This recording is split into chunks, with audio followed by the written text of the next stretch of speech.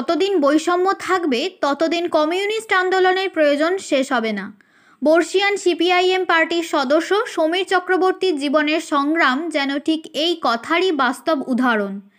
তার কাছে রাজনীতি শুধুমাত্র ক্ষমতার খেলা নয়, মানুষের অধিকার, কর্মসংস্থান, সমতা ও ধর্মনিরপেক্ষতার লড়াই। 1950 সালে তৎকালীন পূর্ব পাকিস্তানের নোয়াখালী জেলায় তাঁর জন্ম। বাবার চাকরির সূত্রে ছোটবেলার 14টি বছর কেটেছে চট্টগ্রামের ব্যস্ত নগরীতে, কিন্তু ইতিহাসের বাস্তবতা তাঁদের ঠেলে দেয় শরণার্থী জীবনে। 1964 সালে পরিবারসহ সীমান্ত পেরিয়ে ভারতে আসা। নতুন দেশে অনিশ্চয়তা সত্ত্বেও থেমে যায়নি পড়াশোনা। প্রথমে রানীগঞ্জে, পরে 1965 সালে কোন্নগরের নবগ্রামে বসবাস শুরু করেন। সেই নবগ্রামেই তার রাজনৈতিক চিন্তার জন্মভূমি। 1966 সালের খাদ্য আন্দোলন সমীরবাবুর রাজনৈতিক জীবনের প্রথম অধ্যায়। ক্ষুধার বিরুদ্ধে, দ্রব্যমূল্যের আগুনের বিরুদ্ধে রাস্তায় নেমেছিলেন তিনি এবং তার বাবা, যা তাকে বাম আদর্শের কাছে আরও গভীরভাবে টেনে আনে। কৈশোরেই বসুমতী পত্রিকার মাধ্যমে লেখক বিবেকানন্দ মুখার্জির ভাবনা তার মধ্যে রাজনৈতিক আদর্শের আলো জ্বালায়। 1970 সালে তিনি আনুষ্ঠানিকভাবে যোগ দেন ভারতের মার্ক্সবাদী কমিউনিস্ট পার্টিতে। একই বছরে ডিওয়াইএফআই এর ইউনিট সম্পাদক হন। শুধু দায়িত্ব নয়, আন্দোলনের মাঠে নেতৃত্ব তাঁর স্বভাব হয়ে ওঠে। 1978 সালে রিসরা যুব সংগঠনের সভাপতি এবং 1979 সালে সম্পাদক হিসেবে উঠে আসেন। তারপর শহরের আরাম ছেড়ে চড়া শুরু করেন গ্রাম বাংলার দিকে। দলের নির্দেশে আরামবাগ মহকুমায় এসে কাজ করেন। ডিহিবাগনান থেকে সালেপুরের রামনগর, মানুষের দুঃখ শ্রমের কাছাকাছি থেকেছেন তিনি। 1981 সালে অবিভক্ত আরামবাগ লোকাল কমিটির সম্পাদক নির্বাচিত হন। 1988 সালে স্থায়ীভাবে বসবাস শুরু করেন আরামবাগের বৃন্দাবনপুরে। 2004 সাল থেকে 2021 সাল পর্যন্ত দলের জেলা সদস্য এবং এখনও তিনি পার্টির ফুল টাইমার। সমসাময়িক রাজনীতির মূল্যায়নে তাঁর স্পষ্ট বক্তব্য।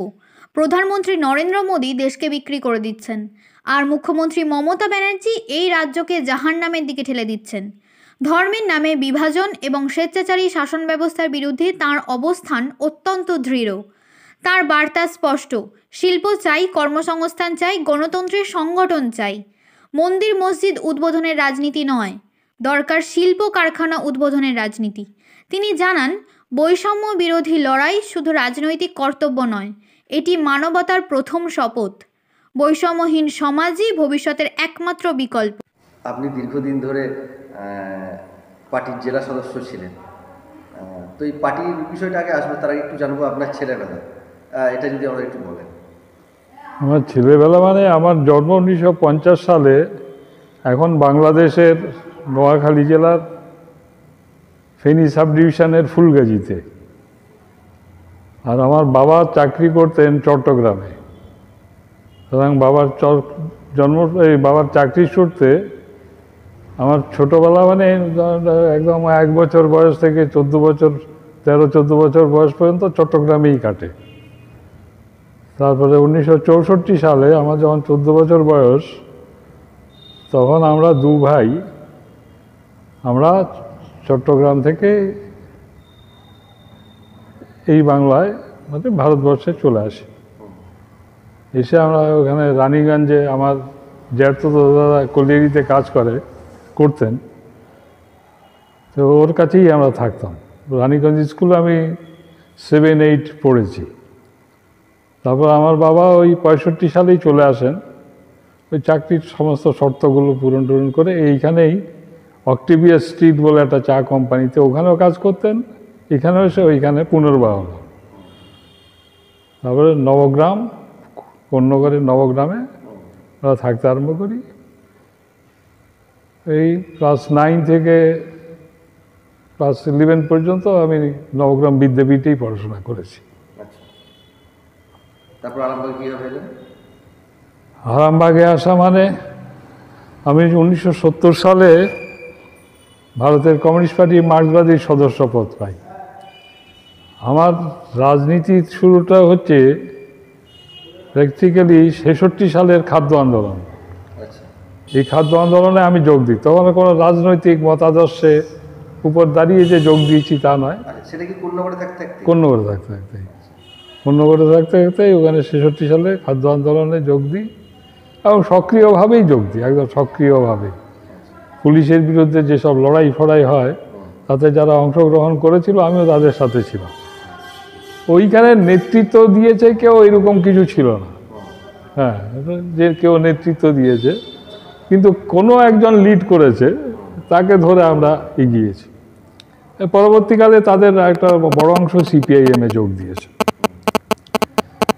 ওই ৬৬ সালের খাদ্য আন্দোলনে এখানে যোগ দিই। অনুপ্রেরণা বলতে তখন বসুমতী পত্রিকার সম্পাদক বিবেকানন্দ মুখার্জি, এই নুরুল ইসলাম খাদ্য আন্দোলনে মারা যাওয়া, আনন্দ হাইত মারা যাওয়া খাদ্য আন্দোলনে, প্রফুল্ল সেন তখন মুখ্যমন্ত্রী, এর বিরুদ্ধে একটা জ্বালাময়ী লেখানগুলো লিখতে।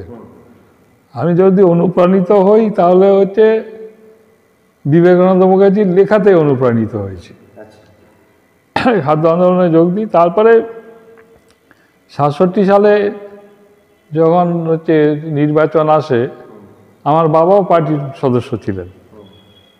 তিনি বলেন যে ওরকম একটা মিটিং হবে, দীনেন ভট্টাচার্য তখন এমপি ছিলেন, তিনি বক্তা, আর অজিত পান্ডে গণসঙ্গীত করেছে।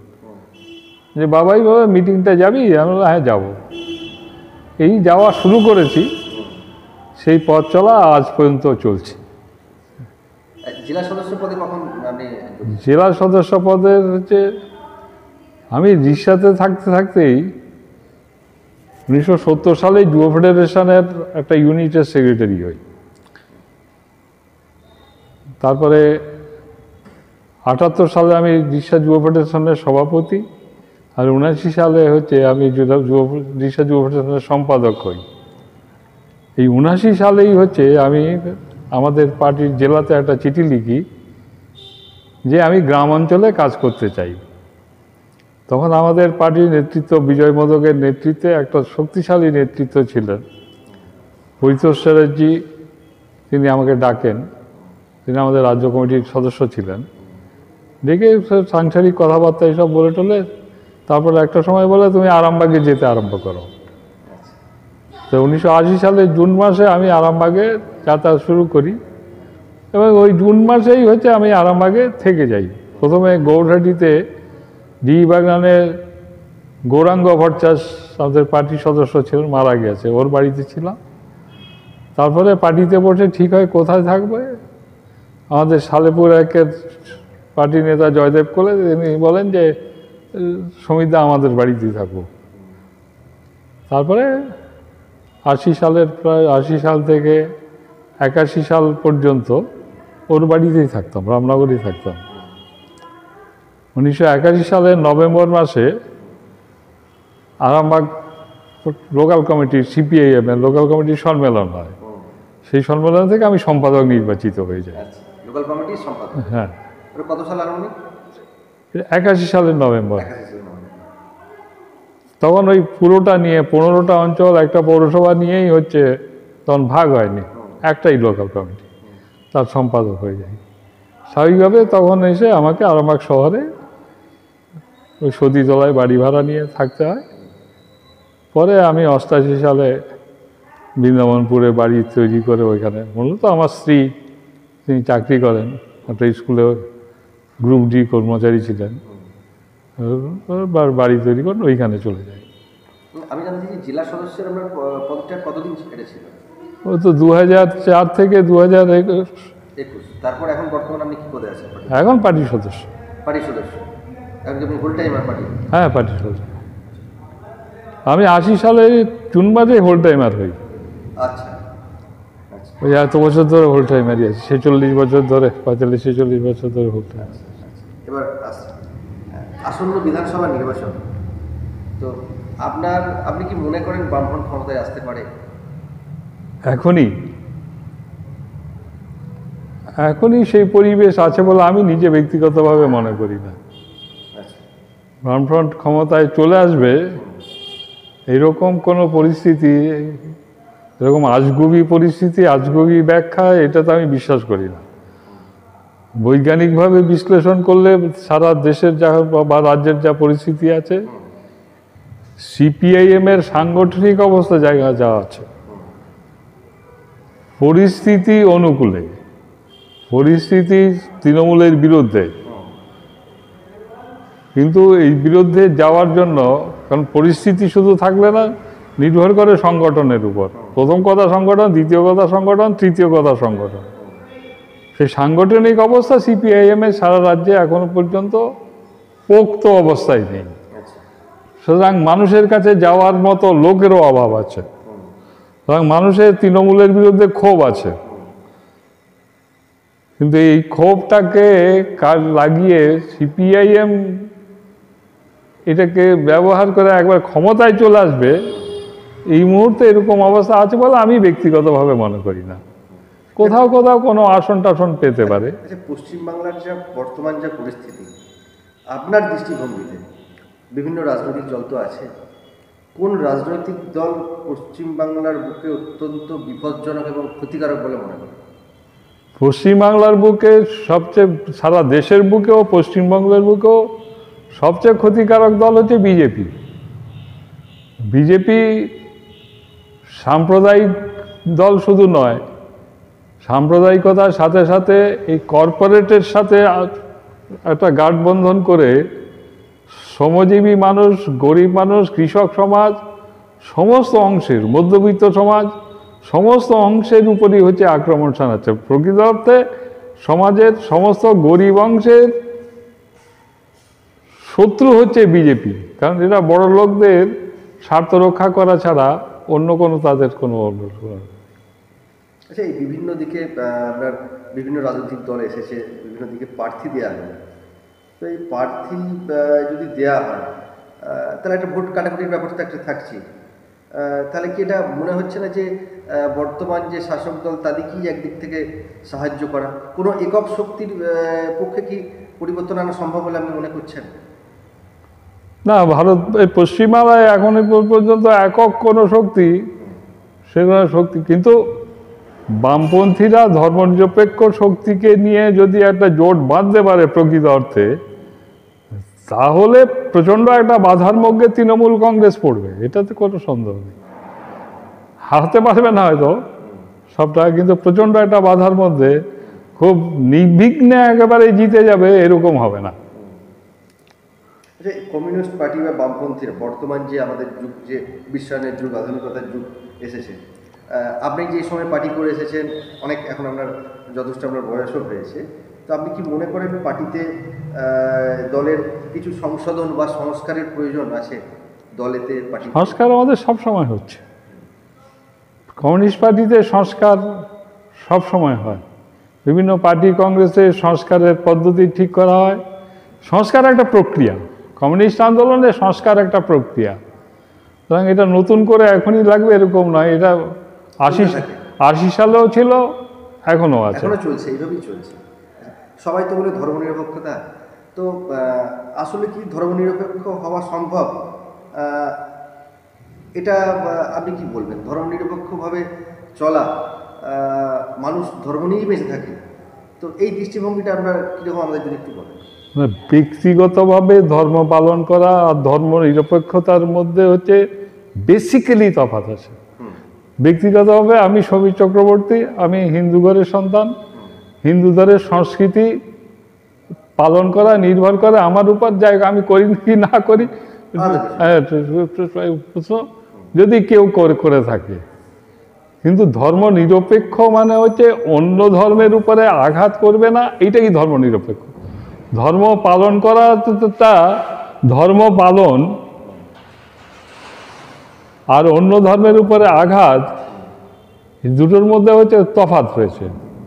বিজেপি প্রকৃততে হিন্দুত্বের কথা বলে অন্য ধর্মের উপরে আক্রমণ করছে, কিন্তু হিন্দুত্বের, আপনি যদি পড়াশোনাগুলো করেন দেখবেন, সে বিবেকানন্দ হোক, রামকৃষ্ণ হোক, অন্য হোক, যাই হোক, যারাই হোক, হিন্দু ধর্ম এটা অন্য ধর্মকে আক্রমণ করার জন্য। এরা যেটা বলছে, এরা হচ্ছে মুসলিম বিরোধী, কিন্তু আমি হিন্দু হলে আমাকে মুসলিম বিরোধী হতে হবে কেন? আমি আমার জীবনের একটা বড় অংশ মুসলিমদের সাথে কাটিয়েছি, আমার কোথাও কোনো অসুবিধা হয়নি। এখন যেহেতু আমি পূর্ব বাংলা থেকে এসেছি, অনেকে প্রশ্ন করেন যে আসছেন কেন, আর ঠিকই একটা বাধা তো একটা ছিলই, কিন্তু আমি অন্তত অনুভব করিনি। আমি অন্তত অনুভব করিনি। হয়তো আপনি যে এলাকায় ছিলেন সেই এলাকায় হয়তো সেটা বুঝতে পারেননি।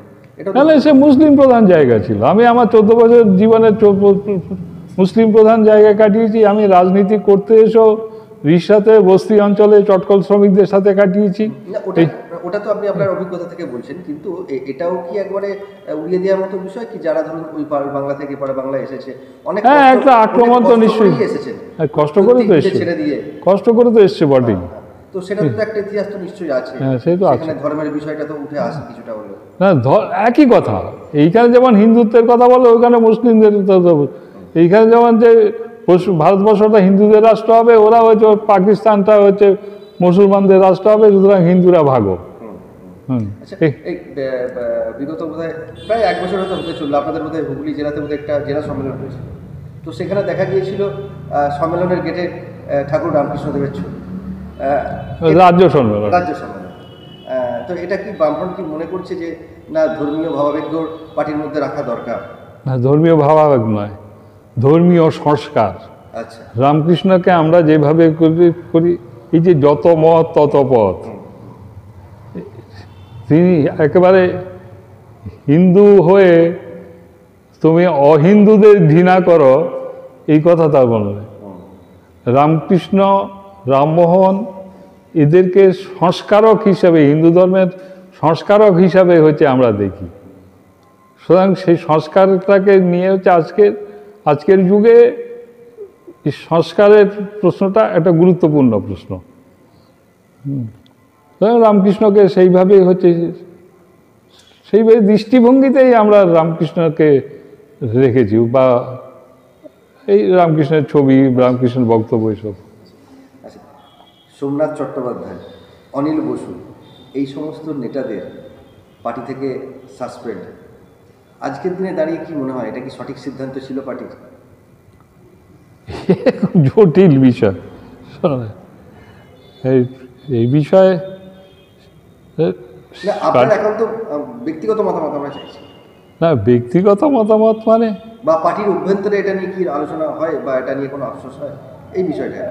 না, পার্টিতে তো যখন ওনাকে, সোমনাথ বাবুকে যখন তাড়ানো হয় তখন থেকে আলোচনা হচ্ছে, পক্ষে বিপক্ষে নানা রকম ছিল। এই এক কথায় বলতে না তাড়ালেই হতো। ঠিক বেঠিকের জায়গায় আমি যাচ্ছি না, না তাড়ালেই হতো। দলে থেকেও শাসন করা যেত। হ্যাঁ হ্যাঁ, না তাড়ালেও হতো। পরে তো আবার ফিরে এসছেন, পরে এসে সম্পর্ক তৈরি হয়েছে, সুতরাং মাঝখানে না তাড়ানোটা না হলেই ভালো হতো। বামফ্রন্ট তো বেশিরভাগটাই সাম্যের কথা বলে, তো সমাজ ব্যবস্থার সর্বস্তরে চূড়ান্ত বৈষম্য, এটা দিন দিন কেন বেড়ে চলেছে আপনি কি মনে করেন? আপনার অনুভূতি থেকে কি মনে করেন? আচ্ছা, বৈষম্য বাড়ছে বলেই তো কমিউনিস্টদের দরকার, বৈষম্য বাড়ছে বলেই তো কমিউনিস্ট আন্দোলনের প্রয়োজনীয়তা। বৈষম্য যদি না থাকে তাহলে কমিউনিস্টদের তো প্রয়োজনই হয় না।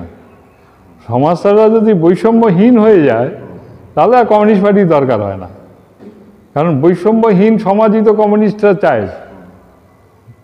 সমাজে বৈষম্য বাড়ছে, ধনিক শ্রেণীর বিভিন্ন আক্রমণ হচ্ছে, দক্ষিণপন্থার শক্তিশালী হয়েছে, বামপন্থীরা দুর্বল মানে দক্ষিণপন্থীরা, অতি দক্ষিণপন্থীরা শক্তিশালী।